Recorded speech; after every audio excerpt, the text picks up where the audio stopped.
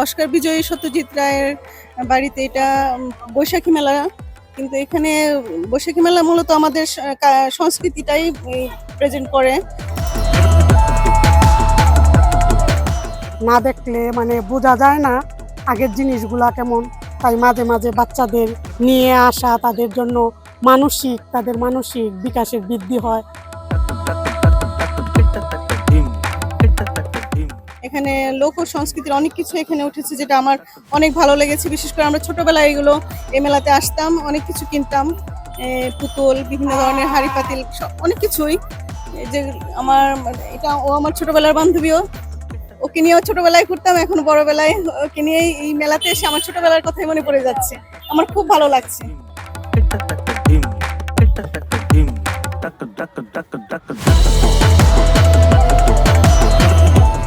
সত্যজিৎ রায়ের বাড়ি প্রথম আসলাম মসুয়া, এখন ঘুরতে এসে খুবই ভালো লাগলো।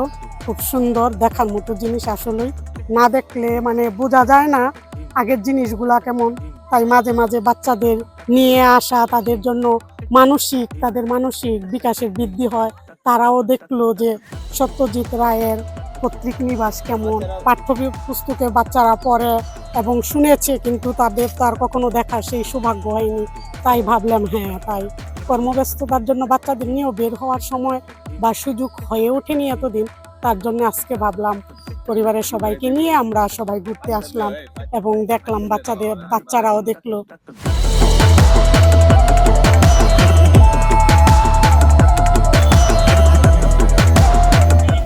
200 বছরের ঐতিহ্যবাহী এই জায়গা জমিদার বাড়ি। উপেন্দ্র কিশোর চৌধুরী, তার ছেলে সুকুমার রায়ের ছেলে সত্যজিৎ রায় অস্কার বিজয়ী চলচ্চিত্রকার। এখানে তার প্রত্যেক বাড়ি দেখার জন্য প্রতিদিন অসংখ্য দর্শনার্থী ভিড় জমায়। যেমন আজকে আমরা আমাদের বন্ধু বান্ধব এসেছি, ঠিক তেমনি প্রতিদিন এখানে অসংখ্য দর্শনার্থী আসে। এখানে চমৎকার একটি খোলা মাঠ রয়েছে। এখানে বৈশাখী মেলায় সবসময় বৈশাখের শেষ বুধবারে চমৎকার একটি বৈশাখী মেলা হয়, যে মেলায় কোনো অপসংস্কৃতি নাই, যেখানে জুয়া, মদ, এগুলো কোনো আসর হয় না, গানের আসর হয় না। এখানে বাঙালির ইতিহাস ঐতিহ্যের যে মেলা, সেই মেলা হয়।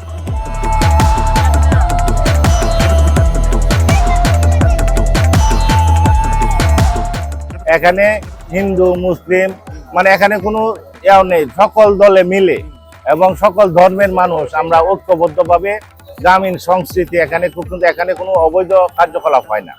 এখানে দেখা গেছে আপনারা গ্রামীণ সংস্কৃতি তুলে ধরা হয় এবং প্রতি বছরই এই মেলাটা হয় আমাদের বৈশাখ মাসের মানে লাস্ট বুধবার আর কি।